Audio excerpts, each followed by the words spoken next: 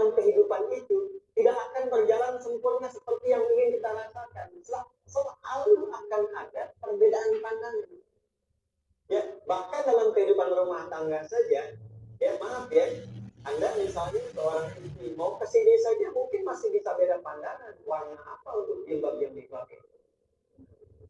Ya, dengan suami bisa berbeda. Apa bagus yang mana ya, hijau atau kuning? Kayaknya yang hijau deh, gitu kan? Enggak, kayaknya kuning deh, gitu kan? Masih mending ada dua pilihan. Begitu dipakai pink, bisa berbeda. Anak bisa berbeda. Jadi kesan pertama yang ingin dibangun bahwa dalam kehidupan sudah pasti akan ada keragaman pandangan. Dan yang kedua, yang tidak normal, keragaman pandangan itu boleh jadi melahirkan tindakan-tindakan yang kontraproduktif. Mungkin akan mendapatkan kesalahan.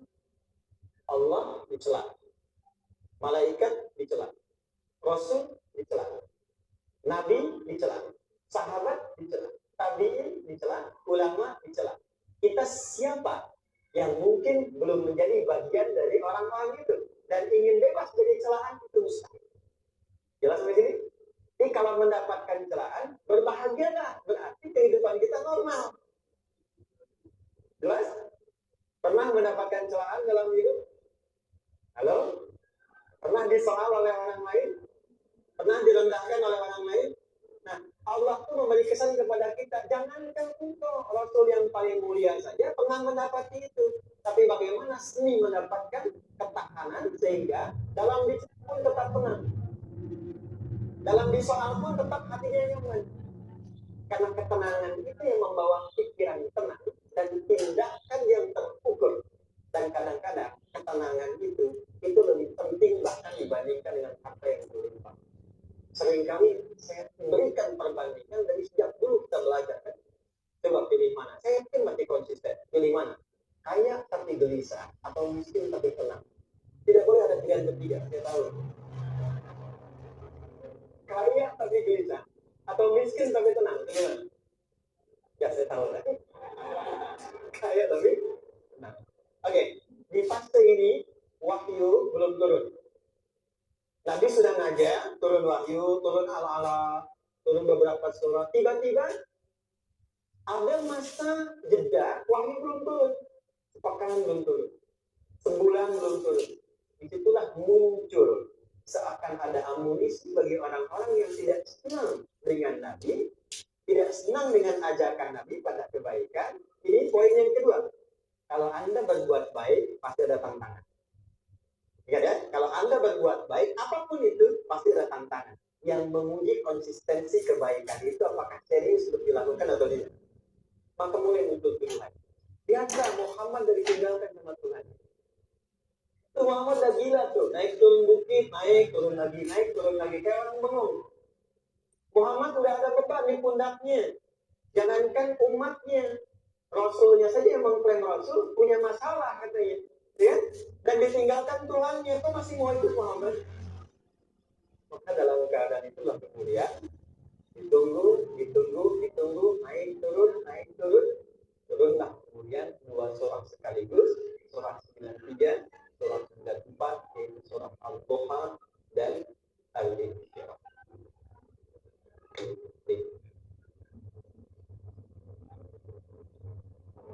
Oke, ini materinya dahsyat ya, penting sekali, saking pentingnya ini cepat habis.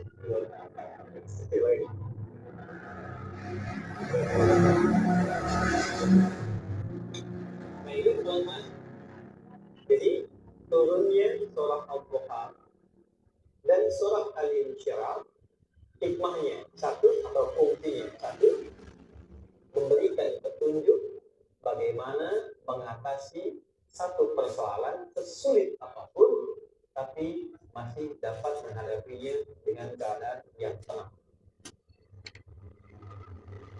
Satu surah ini atau dua surah ini diturunkan untuk membimbing setiap hamba menuju kepada ketenangan hati. Dua, membangun kekuatan mental sehingga dalam situasi apapun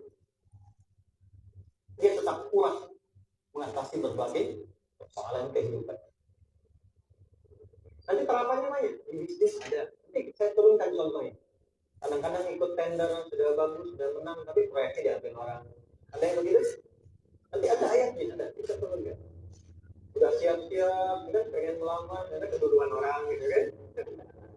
Sudah siap-siap, pengen dapat ini, mau lulus, ternyata nilainya nggak seperti yang diharapkan. Mungkin ada, selalu ada sedikit. Nanti kompleksitasnya banyak. Tapi dua surah ini, kalau kita bisa kuasai artinya dengan baik, pahami dengan benar, maka akan ada sesuatu yang berbeda yang terasa dalam jiwa kita dan kesiapan mengatasi setiap persoalan dalam kehidupan. Yuk kita baca dulu ya, saya dapat keberkahannya dari dua surah ini. Saya bacakan, Anda ikuti. A'udzu billahi minasyaitonir rajim.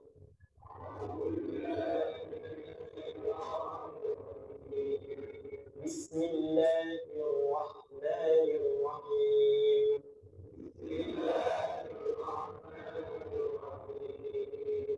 Wadduha wal-laili idza saja ma wadda'aka rabbuka wa ma qala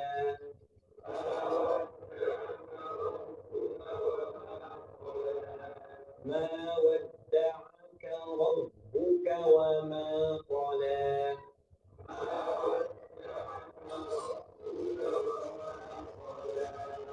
وللآخرة خير لك من الأولى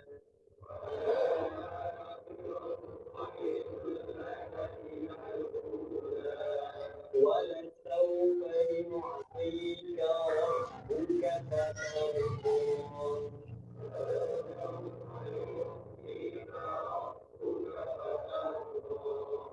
ألم يجدك يتيما فآوى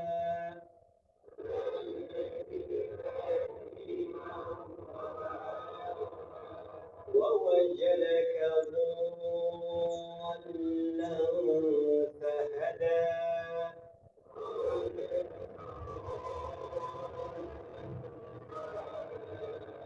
ووجدك عائلا فأغنى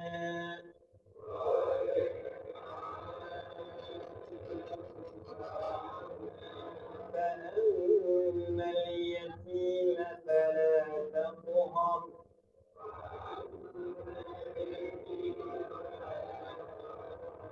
وأما السائل فلا تنهر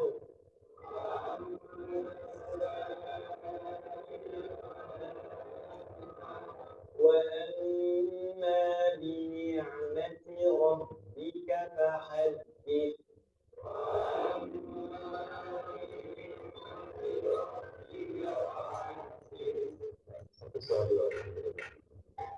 Izin saya bacakan tadi untuk diikuti supaya setidaknya kalau kita pulang dan ditanya bagaimana kau jalani, seperti apa kau berinteraksi dengan Quran yang telah diturunkan, maka kita pernah menjawab, ya Allah, kami pernah melaksanakan. Jangan pernah kita berkehidupan sampai wafat dan tidak pernah berinteraksi dengan Quran walaupun sedang membaca. Wadduha, aku bersumpah setiap huruf waw yang berada di awal kalimat di satu surah itu makna utamanya berarti sumpah. Ya, kosam, sumpah. Seringkali diartikan demi. Ya. Wal asri, demi masa. Wal fajri, demi waktu fajar. Wal laili, demi malam.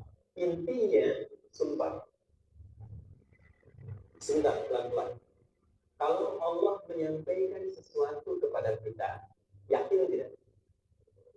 Saya ulang, yakin tidak? Serius? Kalau yakin, kenapa tidak dilakukan? Itu pertanyaan besar ya? Baik. Kalau Allah menyampaikan, tidak bersumpah pun, harusnya kita yakin.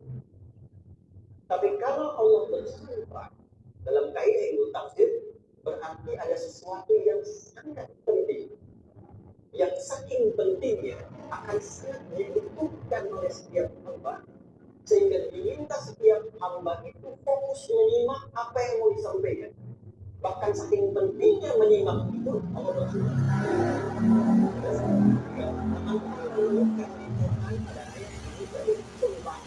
berarti ada kasih Allah yang tinggi yang akan disampaikan di ayat itu sampai meminta kita fokus untuk menyimak.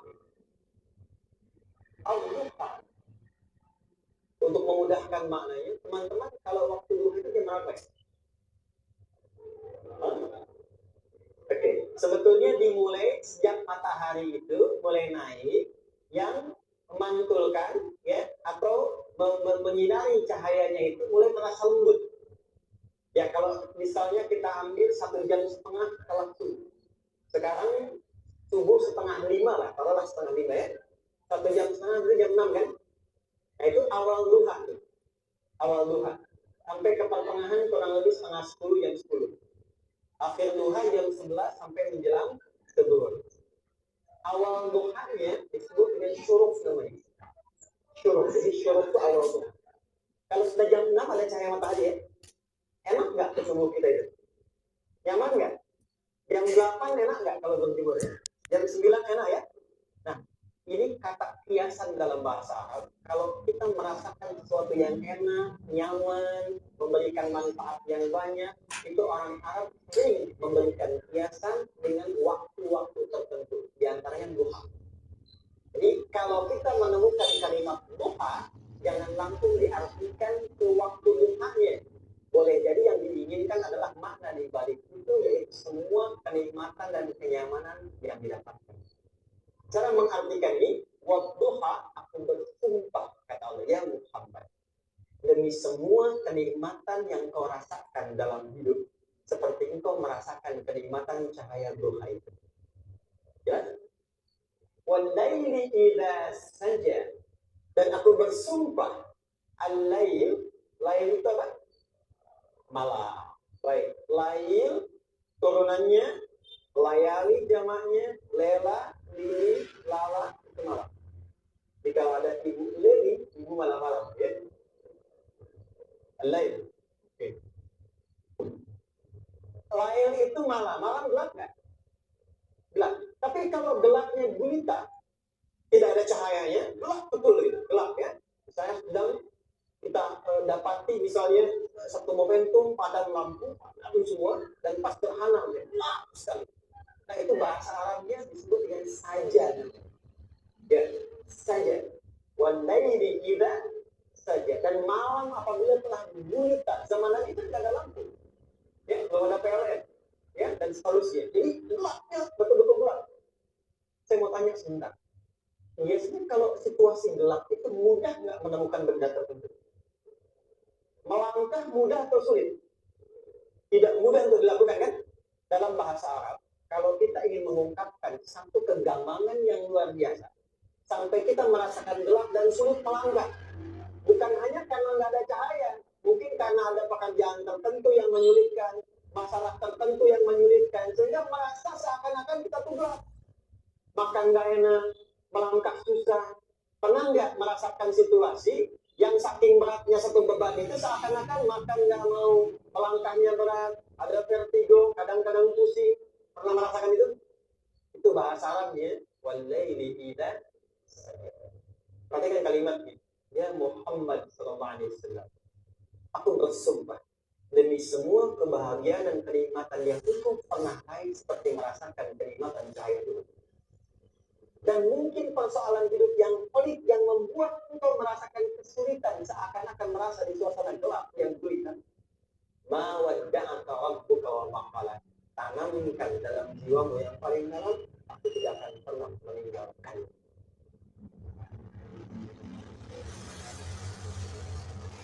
Ada suami pulang dari pekerjaan, mendapati istri sedang termenung dan mengalir air matanya. Tiba-tiba suaminya datang mengatakan, hangat sekali pada istri, di sampingnya membelai dan mengatakan, demi semua suka yang pernah kita lalui bersama, dan demi duka yang mengalir air matamu saat ini pun, tanamkan dalam hatimu yang paling dalam, Papa akan selalu bersama Mama dalam setiap situasi. Kira-kira para ibu merasakan itu bagaimana perasaannya? Masa sih? Tapi itu menarik loh. Menarik ya. Jadi kalau teman-teman ngaji surat Yusuf, di surat Yusuf itu laki-laki diilustrasikan dengan matahari, perempuan diilustrasikan dengan rembulan. Ya, ini ra'aitu ahada asyara kaukaba wasyamsa wal qamara ra'aituhum li sajidin.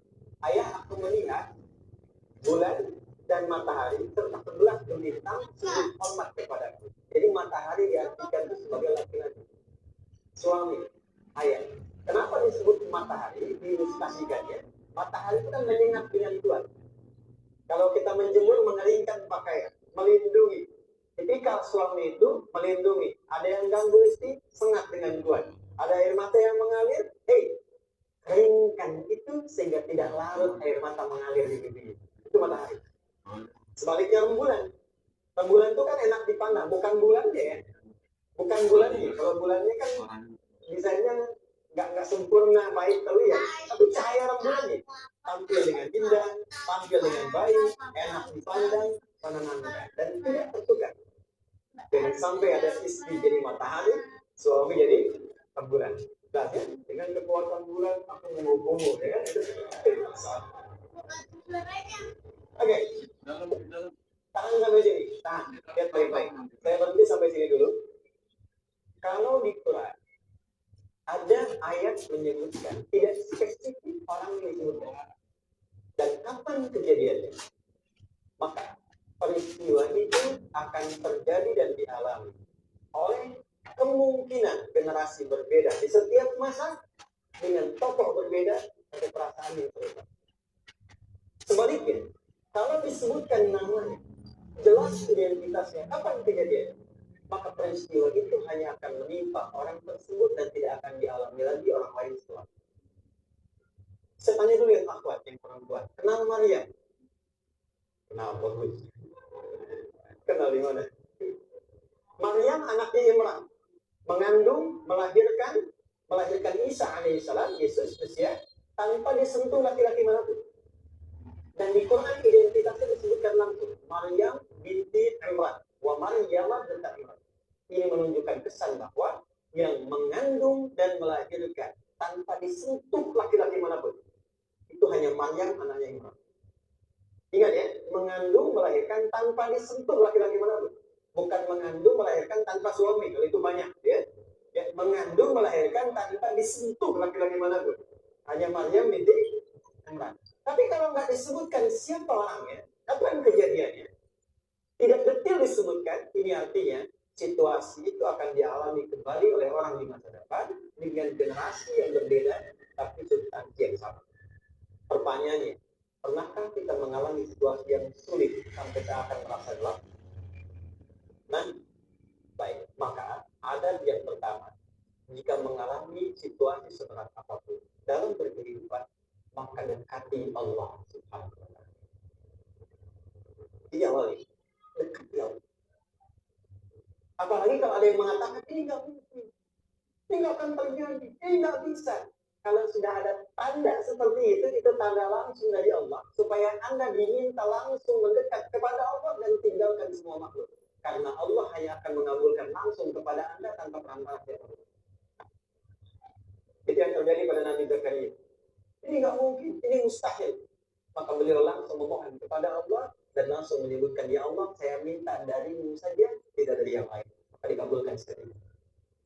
Jadi yang pertama, jika punya kesulitan sebesar apapun, seberat apapun, cepat dekati Allah.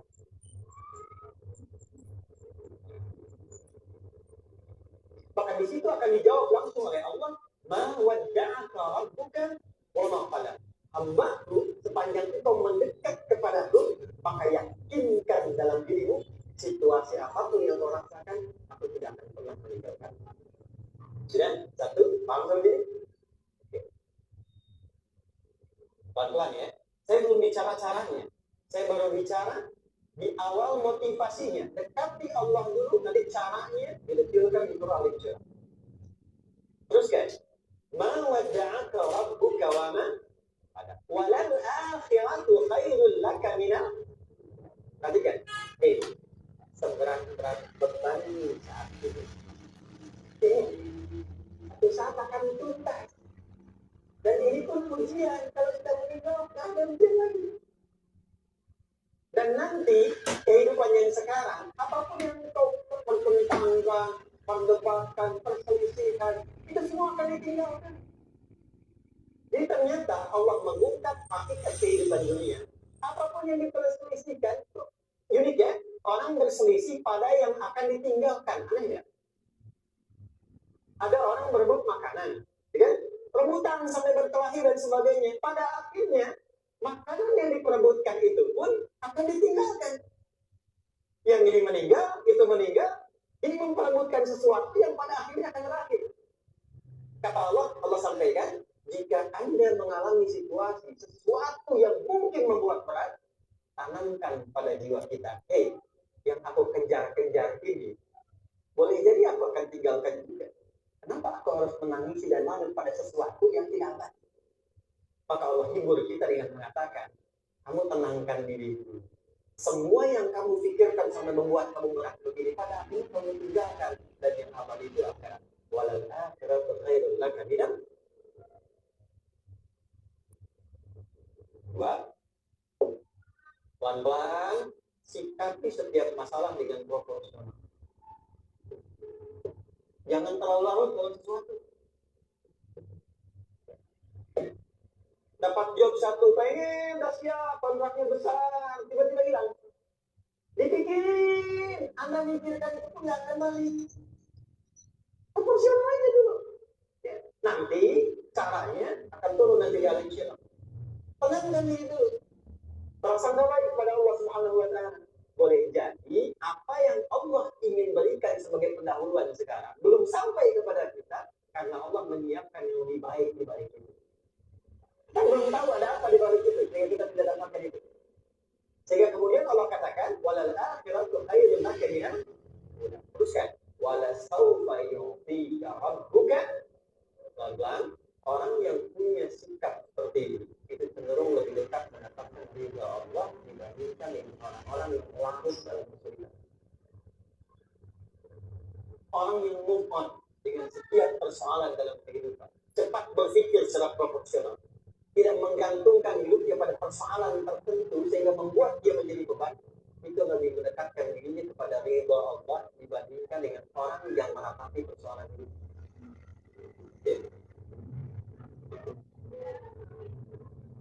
Pelan-pelan. Jadi spiritnya, kalau punya masalah apapun, jangan dilalutin dulu. Gak usah diratapi, cepat move on. Berpikir lagi, rencanakan lagi, nanti detailnya ada di alim syirah. Tapi poin besarnya, janji Allah mengatakan, kalau Anda bisa move on, proporsional, maka yang diinginkan oleh Allah, di situ Allah percepat datangnya di Allah Subhanahu wa Ta'ala. Kalau ridha Allah sudah datang, maka akan dua yang diberikan. Pertama kali, ketenangan di dalam dia, dan yang kedua, kemampuan untuk berikhtiar lebih baik dan capai apa yang diinginkan. Satu, kalau ridha Allah sudah diberikan pada seorang hamba, yang pertama diberikan ketenangan dalam jiwa. Bukan dunianya dulu. Bukan apa yang Anda ingin harapkan dulu. Pengen sesuatu, ya, pengen materi, pengen kedudukan, pengen lulus anaknya ujian, ya. Tiba-tiba terjadi sesuatu, diratapin, alih-alih meratap, alih-alih membuat status, alih-alih menyulitkan diri, kata Allah, terima dulu promosi. Setelah itu dekatkan diri kepada Allah, turun ridha Allah, begitu turun yang pertama diberikan ketenangan kepada Allah. Tenang dulu. Kalau sudah tenang, nanti dibimbing menyelesaikan apa yang sedang dihadapi. Poin yang ketiga, pelan-pelan. 4. Kita masuk ke detail sekarang. Perhatikan baik-baik, ini yang paling menarik. Alam yajidka yatiman ta'ala. Muhammad SAW, bukankah dulu engkau yatim, punya banyak masalah? aku selesaikan juga. Ayahmu meninggal sebelum lahir, ada ibu. Ibu meninggal, ada kakek. Kakek meninggal, ada paman. Ya? Ada teman yang menemani Sayyidah Khadijah, teman yang setia, semua kebutuhan tersedia. Artinya, Pak, perhatikan baik-baik. Kalau Anda punya masalah keuangan, jangan sampai melupakan yang dulu-dulu pun pernah tuntas Allah selesaikan. Jadi kalau sekarang sedang punya persoalan, jangan sampai satu masalah ini membuat Anda kehilangan harapan dan kehidupan. Sementara Anda sadar, dulu pun banyak masalah kok selesai juga. Kenapa dengan yang satu ini kita harus jatuh? Sekarang usia berapa? 20, 30, 40, 50. Sekarang usia 50 tahun, ada masalah. Baru 5 menit datang, sudah merasa jatuh. Yang 50 tahun ke belakang yang banyak selesai itu kita nilai atau tidak? Maka kata Allah, seperti yang dulu pernah aku selesaikan ribuan masalah itu, yang sekarang pun ini aku selesaikan. Jelas? Nah, secara psikologi, orang-orang yang selalu bertindak seperti itu akan selalu punya harapan lebih tinggi untuk menyelesaikan persoalan. Jadi kalau sedang punya masalah, pikirkan yang dulu juga selesai, masa yang sekarang nggak selesai. Itu penting. Secara psikologis demikian. Jelas ya? Wawajadaka dhallan fahada. Muhammad, dulu engkau pernah mengalami melihat masyarakat berbuat yang tidak baik, aku berikan petunjuk. Kuncinya fahada. Orang yang punya motivasi kuat dan keyakinan untuk bisa menyelesaikan persoalannya, maka dia akan lebih cepat mendapatkan petunjuk Allah untuk mendapatkan sesuatu yang terbaik. Hanya ini. Saya cepat ya, mau izin. Wawajadaka 'ailan fa'aghna. Bahkan, bukan sekedar selesai, kalau perlu saya bikin kaya. Alna itu kalau ilmunya luas. Kalau harta, hartanya banyak. Kalau kedudukannya tinggi. Engkau yang sedang mengejar kedudukan, aku tahan sebentar karena ada yang tidak bagus untukku di sini. Tapi kalau kamu terima, aku angkat itu lebih daripada apa yang kamu harapkan. Kamu pengennya bintang 2, aku naikkan sampai bintang 4. Kalau perlu 5 sekalian. Kamu yang ingin kampus di sini, aku tahan. Bahasa kamu nggak lulus, kamu nangis, kamu mengadu, kamu datang pada orang tuamu. Orang tua mulai protes, mulai curhat macam-macam. Terima dulu. Mungkin di sini ada yang tidak baik, seperti doa ibumu yang sering memohon, ya Allah, jangan sampai anakku berbuat yang salah, jangan sampai terjebak narkoba, jangan sampai terbawa tawuran. Di sini ada yang kurang tepat untukmu. Kalau kamu riba, kamu terima, kamu proporsional, maka aku pindahkan ke kampus yang lebih baik dan tidak kau bayangkan. Jadi orang-orang yang selalu menerima apa yang Allah ujikan dan riba dengan itu, maka Allah akan angkat derajatnya bahkan melebihi ekspektasi diri. Paham? Kalau sudah seperti itu, maka lihat 7 ayatnya. Lihat 7 ayatnya. Fa'ammal yatima fala taqhar. Maka jangan pelit berbagi kepada orang lain. Share. Kalau sudah sukses, share. Berbagi bukan hanya materi, bagi ilmunya, ya, bagi kebahagiaannya. Wa ammas sa'ila fala taqhar. Jangan sampai nunggu orang minta. Kalau lihat ada kawan yang butuh, sekarang ada sukses. Jadi boleh jadi kesuksesan Anda itu tangganya dari teman-teman Anda. Kalau sudah tanggai ke atas, lihat lagi anak tangganya ke bawah. Ajak teman, jangan ditunggu minta. Ajak, bawa dia, berikan peluang. Jangan sampai dia minta, apalagi Anda bentak-bentak. Aku kan yang dulu bantu kamu, jangan sampai keluar kata-kata itu. Kamu bisa naik di atas karena aku kan yang dulu bantu kamu.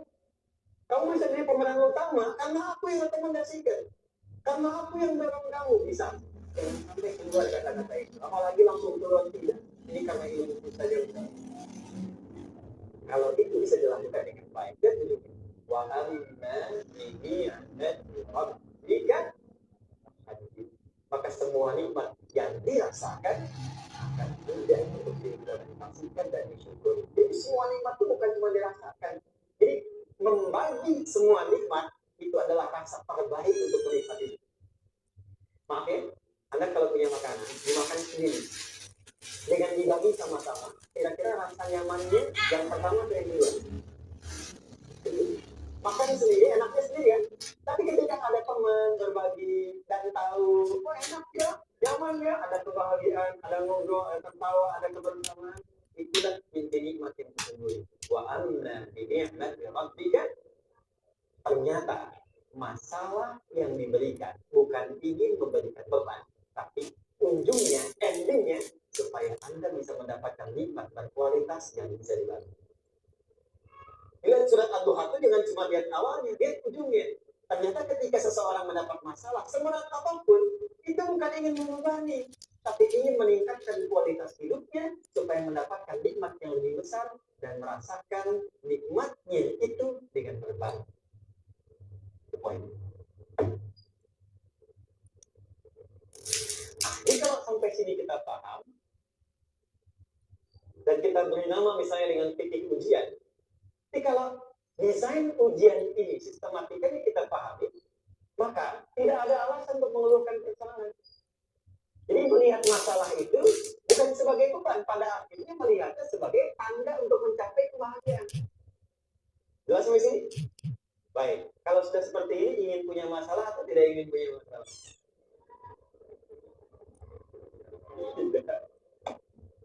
Ingat ya, jadi kalau anak pulang bawa masalah, dilihatnya jangan beban. Oh, Allah ingin menaikkan kualitas pada anak saya, yang dengan itu menjadikan dia mendapatkan nikmat yang belum pernah didapatkan. Kalau rumah tangga sedang ada masalah, jangan banyak diperserukan, tapi direnungkan sejenak. Oh, Allah ingin meningkatkan kualitas rumah tangga ini, sehingga kita bisa mendapatkan nikmat yang tidak pernah didapat sebelumnya. Makanya nikmat berumah tangga itu yang terbesar selalu bertambah ketika menyelesaikan masalah. Silakan cek. Kalau sedang ada masalah berseteru kan, tapi setelah selesai kan jadi lebih lipat ya.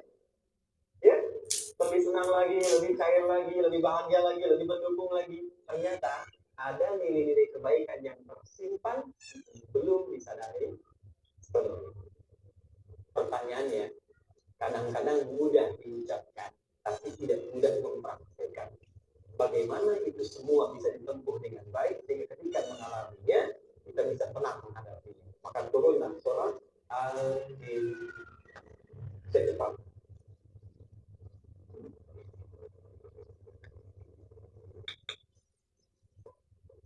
Teman-teman, ini apa? Mas ya? Baik, pelan-pelan sedikit. Kira-kira volumenya besar kecil? Kecil ya? Baik. Kalau saya bandingkan dengan gayung, volumenya besar mana? Gayung ya? Baik. Kalau ini saya perlebar, sehingga bisa memasukkan apapun ke dalamnya. Itu bahasa Arabnya disebut dengan insyirah. Jelas? Meluaskan sesuatu sehingga terlihat lapang, sehingga memudahkan setiap hal masuk ke dalamnya. Itu insyirah namanya. Surah ini diberi nama dengan surah Al-Insyirah, yang berarti sesuatu yang lapang, yang tenang, yang nyaman. Yang diharapkan dengan keadaan hati yang lapang, nyaman, tenang itu, segala persoalan yang dihadapi dalam kehidupan akan mudah diterima dan tidak berdampak besar dalam menyikapinya. Maka bagaimana kemudian Allah memberikan turunan-turunan petunjuk supaya apa yang diharapkan ini bisa tercapai? Satu, izin mengilustrasikan, kasih cerita sebentar. Ada seorang anak muda, kisah ini sangat viral, hampir setiap kita bisa mendapatnya. Datang kepada seorang kakek tua di sisi danau yang jernih. Dia berkeluh kesah tentang persoalannya. Dia katakan, saya punya masalah begini. Berat sekali perasaan. Kakek itu kemudian permisi, dia hanya membawa 2 genggam garam. Kemudian beliau bawa 1 gelas, ilustrasinya seperti ini. Dimasukkanlah kemudian garam itu ke gelas itu. Lalu diambil 1 gelas air yang jernih tadi dengan garam segenggam. Kata beliau minum. Kemudian itu mengatakan, wah, asin, ini aja. Lalu ketika diminum, langsung ditumpahkan. Dia muntahkan asin. Lalu setelah itu kakek yang tadi melepaskan segenggam sisanya, dilempar ke danau tadi yang luar. Lalu diambil lagi dengan gelas yang sama. Sekarang minum. Bagaimana rasanya? Segar, enak, nyaman. Itulah hati. Kalau hatimu sempit sesempit gelas ini, maka masalah sekecil apapun akan selalu menghadirkan kesulitan seperti engkau menelan darah. Tapi kalau hatimu luas, sebesar apapun masalah, tidak akan pernah berdampak pada dirimu kecuali engkau mampu menyusun rencana untuk mengatasinya. Kelapangan hati yang membuat diri kita mampu menerima persoalan apapun, itu yang disebut dengan insyirah. Makanya dulu tahun 90-an ada sinetron Hati Seluas Samudra, ya? Saya pernah tahu itu. Sama anaknya dia apa-apain juga masih aja kan menerima gitu. Dulu siapa ya? Jeremy Thomas dan lain-lain kan? Saya ada ya. Saya kira itu ya. Saya pernah lihat sejenak. Saya jarang-jarang nonton gitu. Pernah lihat aja. Saya senang riset. Jadi kalau riset itu ada riset dakwah, ada riset materi. Saya teman-teman yang musik gitu ya, saya tidak terlalu dekat dengan musik karena saya di Quran gitu. Tapi untuk mengetahui hukum musik itu bagaimana, saya riset. Sampai ke notasi saya tahu.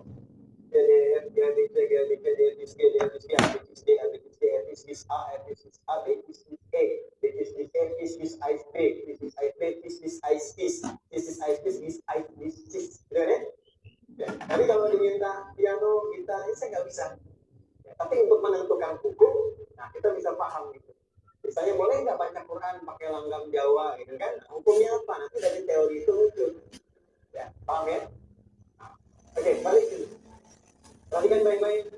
Satu, saya cepat. Ini ditafsir langsung turun Al-Insyirah. Yang pertama, alam nashrah laka sadrak wa wada'na anka wizrak alladzi anqadha. Tahan sampai sini dulu, 3 ayat. Saya mulai dari ayat kedua dan ketiga. Perhatikan baik-baik.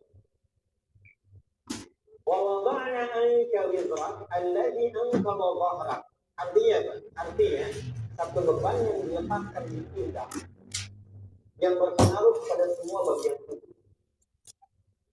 Kita pernah melakukan atau melihat yang angkat beban ya? Beban kan semakin berat diangkat, semakin terasa ke bagian tubuh ya, semuanya.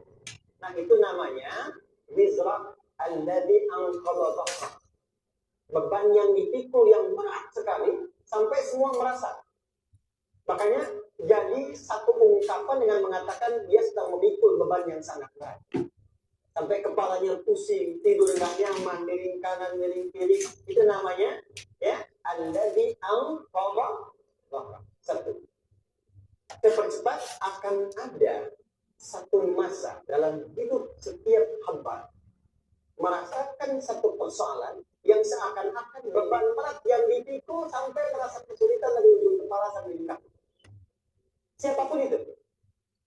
Jujur ya, setiap kita tanyakan pada diri sendiri, setiap kita yang ada di sini, saya yakin pasti pernah atau bahkan akan mengalami satu peristiwa yang merasakan beban berat sampai seakan-akan ujung kepala sampai ujung kaki merasakan sakit. Ada yang sudah mengalami atau bahkan nanti akan ada yang mengalami. Perhatikan baik-baik. Teruskan ayatnya. Wa rafa'na laka. Perhatikan. Kalau ada yang sedang merasakan itu, yakinlah kata Allah, pada saat itu sesungguhnya Allah sedang mengangkat derajatnya dan meningkatkan kualitas hidupnya untuk mencapai sesuatu yang istimewa yang belum pernah diraih. Dari sini kita buat persamaan. Ujian. Tadi kan berbanding lurus dengan harapan. Berbanding lurus dengan solusi daripada itu. Fokus. Lulus di sini, insya Allah setiap persoalan akan lebih mudah untuk diatasi. Ujian, seberat apapun yang sedang kita alami, tidak akan pernah diberikan kepada kita oleh Allah, kecuali ternyata hikmahnya untuk mengabulkan harapan-harapan besar yang sebetulnya kita mintakan. Jujur ya, setiap kita kan sering punya permohonan ya, sering berdoa ya. Ya Allah minta ini, minta itu, minta ini, minta itu, gitu kan? Nah, cara Allah mengabulkan harapan kita itu, yang pertama, jalurnya lewat ujian. Karena semua kesuksesan itu disendakannya dalam melewati ujian. anak-anak kita yang sedang sekolah itu, apa mungkin diwisuda dengan penuh kebahagiaan kalau nggak mengalami ujian? Dia ujian dulu kan? Dia belajar dulu, ujian dulu, ngatasin soal dulu, lulus, baru wisuda. Apakah mungkin akan dapat IPK 4 yang diharapkan kalau tidak mengalami ujian? Belajar dulu, ya kan? Ada waktu sempat dia bangun malam, siang, dan seterusnya belajar, ingat dan sebagainya, baru bahagia kan? Dan ternyata belajar itu untuk diri sudah. Sebab kalau kita tidak belajar, mustahil dapat wisuda. Kalau tidak lewat ujian, mustahil dapat ijazah. Karena ternyata harapan itu, hukum dasarnya dalam berkehidupan, bisa diraih dengan melewati ujian. Ini poin. Jadi mohon, kalau sedang mengalami sebuah peristiwa, dan kita harus menghadapi itu, coba renungkan. Sebetulnya pernah berdoa apa sampai kita mengalami itu, sehingga dengan jalan itulah sebetulnya Allah ingin mengabulkan harapan yang dulu pernah kita lakukan. Jelas? Oke, satu. Ya, turunkan rumus ya pelan-pelan. Quran surah kedua ayat 286. Ini ke sini dulu, baru nanti kita balik lagi. 2 Al-Baqarah ayat 286. La yukallifullahu nafsan illa usaha. Tangan ke sini, lihat baik-baik. Hukum yang pertama, Allah tidak mungkin menguji seorang hamba di luar batas kemampuannya. Ini kaidah yang pertama tadi. Kalau kita sedang diuji, sebetulnya ada harapan dan doa yang pernah kita mohonkan, dan Allah ingin mengabulkan itu. Jalan pertama adalah ujian. Tapi adilnya Allah tidak akan pernah kita diuji kecuali sesuai dengan kemampuan kita. Jadi kalau nggak mampu, nggak mungkin diberikan ujian. Ingat ya, kalau tidak mampu, tidak mungkin diberikan ujian. Artinya harapan yang kita mohonkan pun akan sesuai dengan kemampuan kita. Jadi kalau kita minta sesuatu nggak mungkin bisa menggunakannya, kita akan kasih. Nah, balik ke sini untuk memberikan ketenangan kepada hati kita. Kalau sedang menerima persoalan, setelah kita mengatakan, oh ini mungkin ada harapan yang ingin saya dapatkan, jalannya lewat sini. Untuk memberikan ketenangan kepada hati, begitu persoalannya tiba, langsung katakan pada diri kita, saya pasti bisa menjalani. Mustahil saya diuji kalau nggak mampu menjalani. Itu maksudnya. Ya, kalau ingin mudah menyelesaikan persoalan, kata Quran, setiap ada ujian, langsung katakan pada hati kita, insya Allah bisa. Gak mungkin saya diuji kalau saya nggak sanggup. Jelas? Dan tanamkan itu pada hati yang paling dalam. Ini nggak mudah. Kalau cuma disimpan di pikiran, jadi beban. Tapi kalau Anda tanamkan dalam hati, sebenarnya apapun masalahnya, pasti saya sanggup. Pasti saya bisa. Pernah lihat dulu ada acara 90-an Benteng Atomi? Benteng pakai sih ya? Pakai sih, itu kan artinya kan bisa jawab ya. Tahu Ninja Hattori mendaki gunung lewati lembah ya tahu ya. Songgoku songgoan apa? Saya tahu ya. Songgoku Kamehameha Piccolo itu yang nulisnya Suke Watanabe saya tahu. Benteng Hattori, balik lagi ya. Benteng Takeshi ya. Puncaknya kan main pakai itu kan, pakai tank ya dan sebagainya. Tapi pernah ingat nggak satu episode itu? Begitu akan bertarung, kan selalu ada motivator di sampingnya yang mengatakan, ayo, kamu bisa, gitu kan? Dia mengaji Quran tuh. Kita punya ayatnya. Pernah nggak? Buka lagi ya dulu ya. Oke. Korea, kenapa bisa nyusul Jepang? Salah satunya, waktu Jepang itu maju, setiap di Korea itu ditanamkan dari mulai anak-anak TK. Kita lebih harus daripada Jepang, harus lebih daripada Jepang. Jangan TK. Itu ditanamkan betul. Kita bisa, kita dari TK. Sehingga ketika di sana bikin Honda, sini Hyundai. Hyundai kan dibacanya Hyundai. Kan? Sana Honda, sini Hyundai. Jadi apapun yang dibuat Jepang, Korea harus lebih unggul. Itu ditanamkan dari awal. Bisa. Kita itu sekarang punya ayatnya. Jadi kalau sedang punya masalah seberat apapun, katakan pada diri kita, insya Allah bisa. Kamu mungkin diuji kalau nggak salah. Bisa insya Allah. Kalau mama bisa. Jelas? Oke. Sudah di situ teruskan. Lanjutkan. Warafa'na laka dzikra. Teruskan. Fa inna ma'al usri. Ini poin terbesar. Fa inna ma'al usri yusra. Fa huruf yang menunjukkan sesuatu berlangsung yang cepat. Inna di ilmu nahwunya berbunyi begini, di gramatikal bahasa Arab. Harfun nasbin wa tawkid. Tansibul isma wa tarfa'ul khabar. Mabniun 'ala al-fathi la mahalla lahu min al-i'rab. Paham? Tidak. Inna huruf yang digunakan untuk menguatkan informasi agar ditancapkan ke dalam hati sekuat-kuatnya dan jangan pernah ragu. Jadi kalau orang Arab itu nancapkan tongkat begini dan kuat, tidak goyah, itu nasab namanya. Nasab ar-rajul asawul rajul.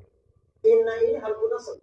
Jadi kalau ada di Quran dibuka informasi dengan inna, maksudnya begini, tancapkan informasi dalam hatimu dengan kuat, jangan pernah ragu. Yakinkan pada diri. Apa yang harus diyakinkan? Ma'al usri, inna ma'al usri usrun sama dengan yusr. Oke. Apa artinya usrun? Sulit. Oke. Sulit itu ada dua. Ada sa'bun, ada usrun. Kalau kesulitan yang relatif, kata si A sulit, si B mudah, itu sa'bun namanya. Contoh, kata si fulan, bahasa Jepang susah. Kalau kata yang lain tidak. Saya ke Jepang, anak-anak kecil begini bisa bahasa Jepang, ya. Bagi mereka mudah, ya. Saking mudah, ya. Harus diwahan. Anak kecil, bagi mereka mudah, bagi kita belum itu. Itu sah. Ini adalah masalah dia sadar. Relatif. Tapi kalau kesulitan yang sifatnya mutlak, semua orang mengatakan sulit.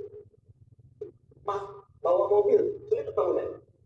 Bukan mengendarai ya, bawa mobil, bawa. Sulit ya? Sulit ya? Baik, sepakat sulit semuanya. Nah, itu dalam bahasa Arab dikenal dengan usrun. Kesulitan yang semua sepakat bahwa itu susah. Sulit, semua sepakat. Dan ketika ada orang bicara, aku sedang punya masalah begini. Semua mengatakan, itu nggak mudah, itu nggak mudah. Itu usrun namanya.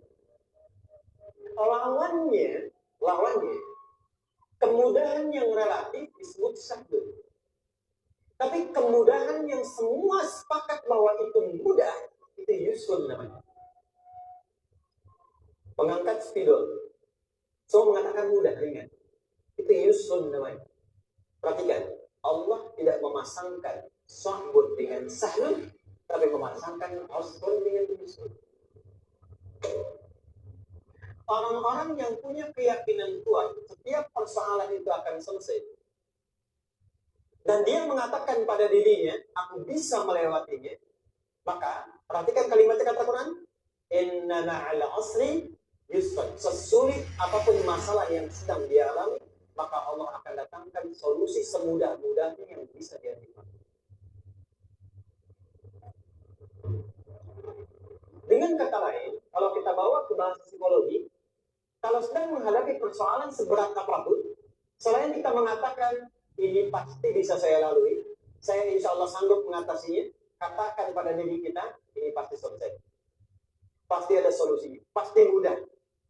Katakan, walaupun memang solusinya belum datang, tapi tenangkan pada diri kita dengan mengatakan, inna ma'al usri yusra. Bahasa psikologinya, katakan pada diri kita, ini pasti selesai. Gak mungkin gak selesai, pasti ada solusinya, pasti mudah. Itu lebih memberikan harapan pada diri kita untuk menuntaskan persoalan dibandingkan dengan harapan itu. Jelas? Teruskan. Fa inna ma'al usri. Kalau masih ragu kata Allah, katakan lagi sekali lagi. Sampai hati kita merasa nyaman. Jadi kalau sedang punya persoalan seberat apapun, tanamkan pada diri kita, pasti selesai. Belum nampak, insya Allah pasti selesai. Gak mungkin diuji kalau ada solusi. itu lebih memberikan harapan. Setelah itu, faida farautan mitigasi masalah ini. Mitigasi persoalan. Tuliskan. Ini masalahnya apa? Rumah tangga. Apa saja misalnya, dia ada suami, ada istri, ada anak-anak. Masalah ada di mana? Kadang-kadang benangnya jadi kusut karena satu-satu nggak segera diselesaikan. Maka kata Al-Quran, faida farautan. Satu-satu mitigasi dulu. Satu masalah di sini, lihat di suami, lihat di istri. Kalau pekerjaan, masalahnya apa? Sebelum bercabang kemana-mana, petakan. Apakah rekanannya? Apakah relasi? Apakah kemampuannya? Apakah manajerialnya? Apakah marketingnya? Mitigasi, kotaki semua, selesaikan satu-satu. Setelah itu, apa yang dilakukan? Wa ila rabbika tawakal, sepenuhnya kepada Allah untuk menentukan hasilnya. Tawakal itu yang paling mahal.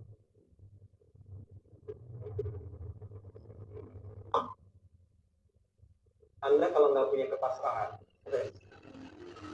terus selalu memikirkan apa yang mau dikerjakan dan selalu orientasi pada hasil.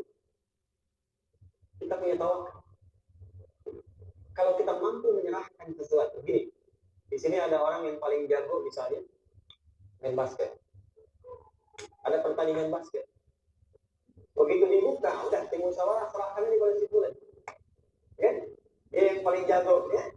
Bukankah dengan menyerahkan itu, bukan hanya kita berikan sebuah tugas, ya? Tapi dengan itu ada perasaan tersendiri, kan? Yakinlah sukses, ini paling hebat. Pernah ada perasaan gitu? Sekarang, siapa yang paling mampu menguasai? Siapa yang paling hebat menguasai segala hal? Siapa yang punya segalanya? Bukankah Allah?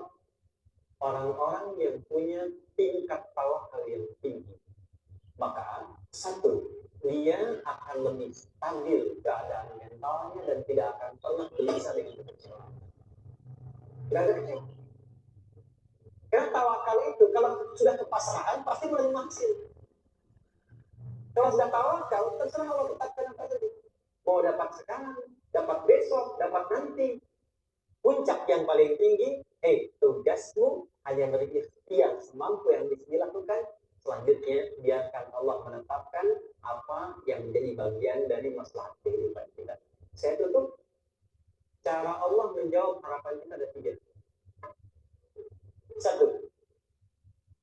Memberi langsung apa yang kita mintakan. 2. Menunda itu sampai kita siap menerimanya. 3. Mengganti apa yang kita inginkan dengan apa yang kita butuhkan. Saya ulang ya. 1. Memberi langsung apa yang kita mohonkan. Bisa. Ya Allah, saya ingin misalnya. Anak saya pengen ke ITB. Tapi nggak mungkin tiba-tiba langsung masuk ITB kan? Pasti lewat ini dulu kan? Ada ujian dulu. Ikut tes. Dan seterusnya diterima. 2. Kadang menunda sesuatu sampai dia sanggup menjalani. Anda punya anak usia 5 tahun. Pengen diberikan motor. Anda mampu untuk membeli motor. Dikasih nggak? Tidak. Sampai dia sanggup mengendarai motor. Kalau Anda berikan. Terkadang ada yang kita minta sekarang. Tidak didapati sekarang. Tapi ternyata tahun depan kita dapat. Kita harus sadar bahwa anugerah yang kita dapatkan tahun depan itu sebetulnya adalah hasil doa kita di tahun ini. Pernah dengar nggak kisah viral? Nabi itu berdoa baru dikabulkan setahun setengah. Setahun 6 bulan. Padahal itu Nabi loh. Kiblat pertama kita kemana? Palestina kan? Baitul Maqdis ya? Nabi berdoa. Mohon terus nengok ke langit. Al-Baqarah ayat 144. Minta. Jawabannya turun setelah setahun setengah. Setahun 6 bulan. Ada yang mengatakan di tafsir setahun 8 bulan. Baru dikabulkan setelah setahun setengah. Padahal kurang soleh apa Nabi? Nabinya siap. Mungkin umatnya yang belum siap. Nabinya siap. Yang mungkin bisa meruntuhkan dakwah. Baru dikabulkan setahun setengah. Ketika semua umatnya sudah bisa siap menerima itu. Boleh jadi apa yang diminta orang tua sekarang terkabulnya mungkin belasan puluhan tahun pada anaknya yang nomor sekian. Kalau Imam Syafi'i Imam Syafi'i itu kan namanya Muhammad. Bapaknya ini kakek yang ke atas yang ketiga namanya Syafi'i. Kenapa disebut Imam Syafi'i? Dinisbahkan pada kakek yang ke atasnya. Ternyata kakeknya ini seorang ulama besar, saleh, memohon kepada Allah. Setiap di keturunannya ada yang bisa menggantikan lebih soleh lebih baik lagi. Ternyata yang didapatkan bukan dari anaknya, tapi generasi keturunan yang seterusnya. Anda belum sekarang bisa hafal Quran. Misalnya, Anda bermohon berdoa, boleh jadi yang hafal. Mungkin bukan di anak, bisa di cucu, bisa di bagian keluarga yang lain. Maka terkadang tawakal itu tidak hanya memberikan hasil yang cepat, tapi memberikan keindahan yang terasa tertunda, tapi melengkapi kebahagiaan yang dirasakan. Penutupnya, boleh jadi minta ke ITB, diterimanya di Unpad. Minta motor, dapatnya mobil. Kalau itu senang luar biasa. Minta mobil, dapatnya motor, kan? Ternyata kadang-kadang misalnya yang terakhir, saya tutup, Allah mengabulkan apa yang kita butuhkan, bukan apa yang kita inginkan.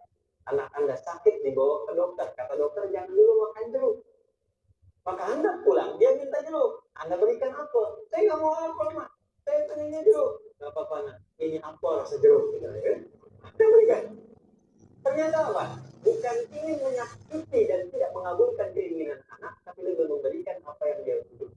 Kadang-kadang maaf ya, teman-teman mintanya proyek A udah capek, itu nggak dapat, dapatnya di yang lain.